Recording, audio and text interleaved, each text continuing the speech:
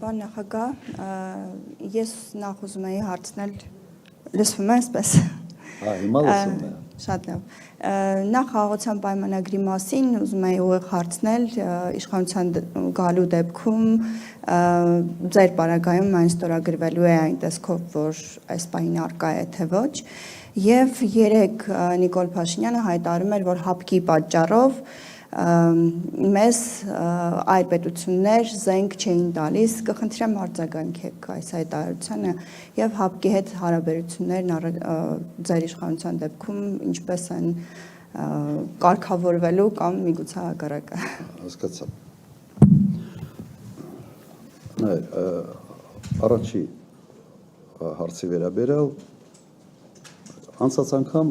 ես ասել եմ ինչ կանեի, իմ մոտեցումը չի փոխվել։ Այս հայտարարությունը ըստ էության որևէ երաշխիքներ չի պարունակում իր մեջ, չկան երաշխավորներ եւ իմ առաջարկը հետեւյալն էր. համալրել եւս մեկ համաձայնագրով, որը իր մեջ կներառի հենց երաշխիքային ամբողջ այս կոմպլեքսը։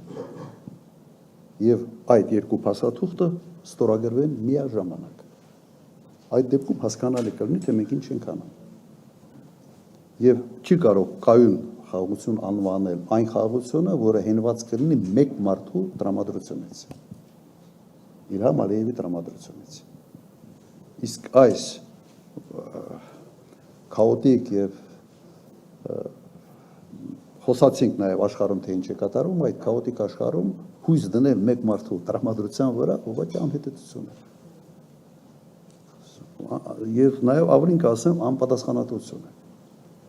որովհետև հետո ասելու բա, ինչ եղավ, դե ինչ անեմ, հապեց էլի, ինչ անեմ, սա է լինելու։ Ինչ վերաբերում է հապկին, մենք երբեք ուրիշ տեղից զենք առնելու պրոբլեմ չենք ունեցել, նաև այդպիսի գնումներ եղել են։ Ուղղակի Ռուսաստանի հետ գնային առումով մենք այնպիսի զեղչեր ենք ունեցել, որ ուղղակի մարդ հիմար պետք է լինի, որ գնա կրկնակի կամ եռակի ավելի թանկ նույն զինատեսակը առնի որևէ տեղ։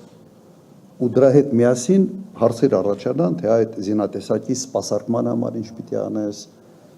այդ զինատեսակի համար այդ բոյկոմպլեկտը ոնց պիտի բերես, որտեղ լոգիստիկ բոլոր հարցերում լրջագույն խնդիրներ էին առաջանում։ Որևէ նման խնդիր մենք երբևէ չենք ունեցել։ Այն ինչ որ հիմա է արվում,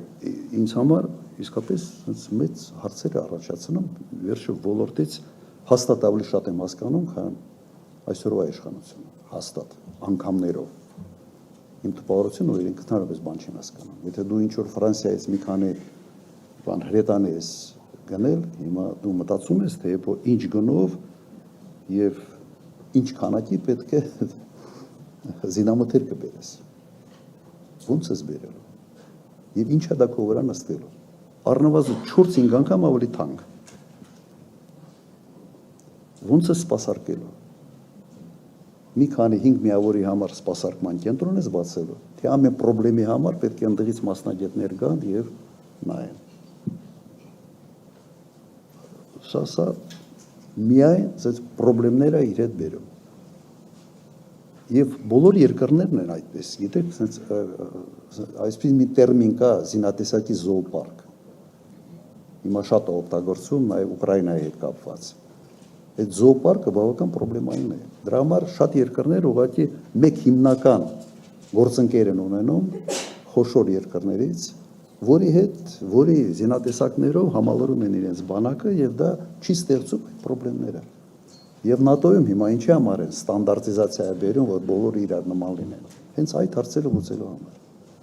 Հիմա մենք Հնդկաստանից ինչ որ մի բան Հնդկաստանից ենք բերել, մի բան Ֆրանսիայից ենք բերում, մի բան չգիտեմ էլ որտեղից են բերելու։ Հետո ոնց է այս ամբողջը իրար հետ կապվելու։ Անհեռատես եւ ես ենթադրում եմ միգուցե նաեւ օդկատների մոտիվացիայով գործընթացները։